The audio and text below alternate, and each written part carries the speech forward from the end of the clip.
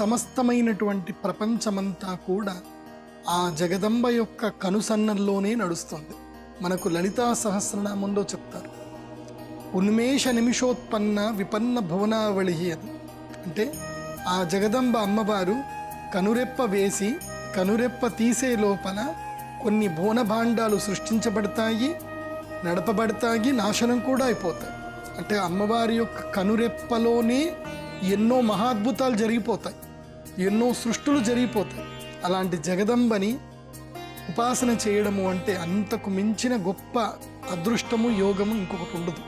ఈ ప్రపంచమంతా కూడా బ్రహ్మ విష్ణు మహేశ్వరులు కూడా ఆ అమ్మవారి దగ్గరనే నేర్చుకొని, మణిద్వీపంలో నేర్చుకొని వాళ్ళు సృష్టి స్థితి లయ చేస్తారట. అది మనకి దేవి భాగవతంలో స్పష్టంగా చెప్పారు. కాలము దైవాన్ని మనం ఎలా చేరుకోవాలో మనకి నేర్పిస్తుంది. ఆ కాలతత్వ శాస్త్రమే జ్యోతిష శాస్త్రం. ఏ రోజు పడితే ఆ రోజు యాగాలు చేసినా, ఏ రోజు పడితే ఆ రోజు జపతపస్సులు చేసినా పెద్దగా ఫలితం ఉంది. కాలం ఏం చెప్తుందంటే ఎప్పుడు భగవంతుడు మనల్ని చూస్తాడు, ఏ శక్తి ఈ సృష్టిలో తన యొక్క స్థానం తీసుకుంటుంది, అవన్నీ కూడా జ్యోతిష్ శాస్త్రం చెప్తుంది. ఆధాన కాలము ప్రధాన కాలము అని రెండూ ఉంటాయి. ఇప్పుడు ఆధాన కాలము అంటే మన నుంచి భగవంతుడు శక్తిని స్వీకరించే సమయం. అంటే మనము వేసేటువంటి ఆజ్యములు కానీ, తర్పణములు కానీ, పూజలు కానీ ఏవైనా సరే వాటి వల్ల మన కర్మలను భగవంతుడు స్వీకరించి మనకి దక్షిణాయనము ప్రధాన కాలంలో మనకి వరాలు అందిస్తాడు. ఆధాన కాలములో ఉత్తరాయణ కాలములో అమ్మవారి యొక్క ఉపాసనలో అద్భుతమైన ఉపాసన రాజ్యశ్యామల. ఆ తర్వాత మధ్యలో వచ్చేది మాతంగి, ఆ తర్వాత వచ్చేది వారాహి అమ్మవారు. ఇప్పుడు ముఖ్యంగా మాఘమాసం ప్రారంభమవ్వబోతుంది. ఈ మాఘ నవరాత్రులు చాలా మహాద్భుతమైనవి. ఈ 9 రోజులు కూడా రాజ్యశ్యామలాదేవి అమ్మవారిని ఎవరైతే పూజిస్తారో వాళ్ళకి ఆ జగదంబ అనుగ్రహంతో విద్యాయోగ సిద్ధి, రాజయోగ సిద్ధి, ఆకర్షణ యోగ సిద్ధి ఇవన్నీ కూడా ప్రాప్తిస్తాయి. మరి ఆ రాజ్యశ్యామలాదేవి యొక్క తత్వం ఏంటో తెలుసా మీకు?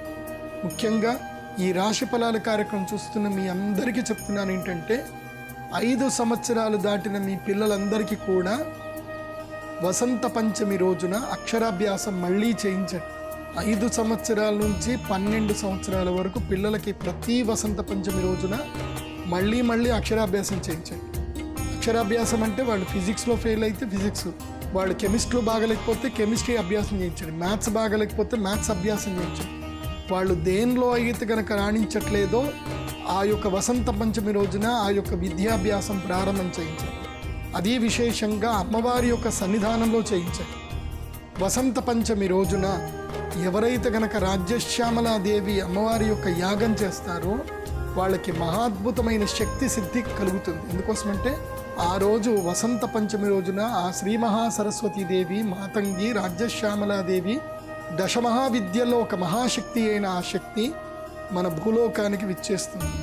ఆ వసంత పంచమి రోజున ఉదయము నుంచి సాయంత్రం వరకు అమ్మవారి యొక్క వీక్షణ మన పైన పడుతుంది. ఆ వీక్షణ ఎంత అద్భుతమైందో మనము ఎక్స్పీరియన్స్ చేస్తే తప్ప మనకు తెలియదు. కాబట్టి తప్పకుండా ఈ వసంత పంచమి రోజున అన్ని రాశుల వారందరూ కూడా రాజ్యశ్యామలాదేవి యాగం చేయించుకోండి.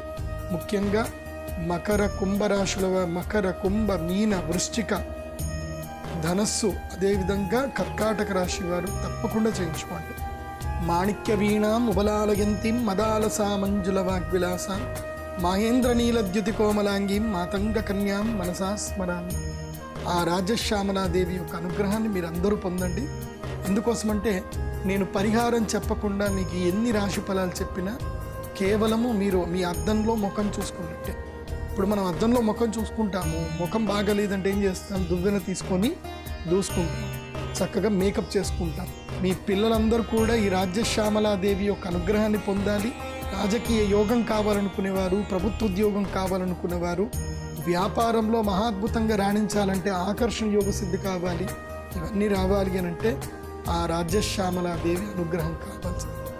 అందుకే ఫిబ్రవరి 14వ తారీఖు రాజ్యశ్యామలాదేవి యాగాన్ని తప్పకుండా చేయించుకోండి. శ్రీ గురుభ్యో నమః, శ్రీ మాత్రే నమః. ఇదిగో ఈ మాల చూస్తున్నారు కదా, ఇది శుక్రగ్రహ మాల అంటారు. ఇది పింక్ కలర్ స్టోన్స్ అనమాట.